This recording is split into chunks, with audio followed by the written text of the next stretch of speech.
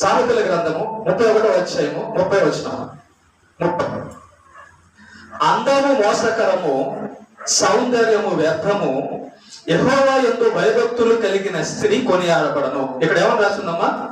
అందము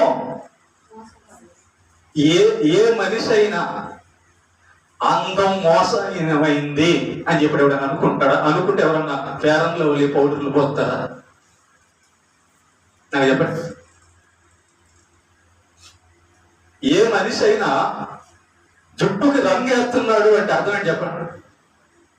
నన్ను ఎక్కడ ముసలి వాళ్ళు అనుకుంటారో అని. అంటే నేను కుర్రోడు అనుకోవాలా, అంతగాడు అంతగెత్తి అనుకోవాలా? అదే మోసం అండి. అందము మోసకరము, సౌందర్యము వ్యర్థము.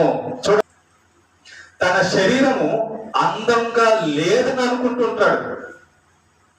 నల్లగా ఉండేవాళ్ళైతే తెల్లగా ఉండాలని, పొట్టిగా ఉండాలైతే పొడుగుగా ఉండాలని, ఇలా రకరకాలుగా అనుకుంటుంటారు అందం గురించి.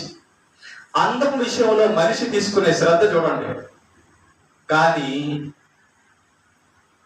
ఎంత అందగత్తి, ఎంత అందగాడైనా 80 సంవత్సరాల తర్వాత, 90 సంవత్సరాల తర్వాత మార్తమ్మలాగా ఉంటాడు.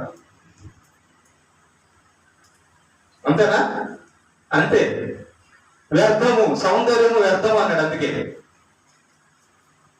నువ్వు ఏదైతే చూసుకొని నా శరీరం అబ్బా ఎంత అందంగా ఉంది, నా శరీరం ఎంత తెల్లగా ఉందని నువ్వు అనుకుంటున్నావో, ఈ శరీరము కొంతకాలానికి ముడతలు పడిపోయి వ్యర్థమైపోద్ది అంటున్నాడు దేవుడు. అదే జరుగుతుంది.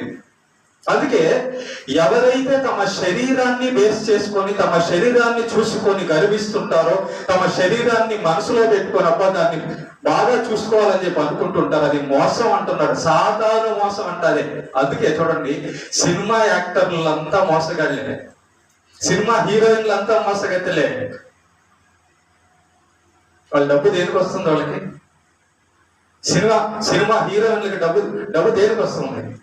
ఎలా డబ్బులు సంపాదిస్తున్నారు? ఏం చూపించి డబ్బులు సంపాదిస్తున్నారు?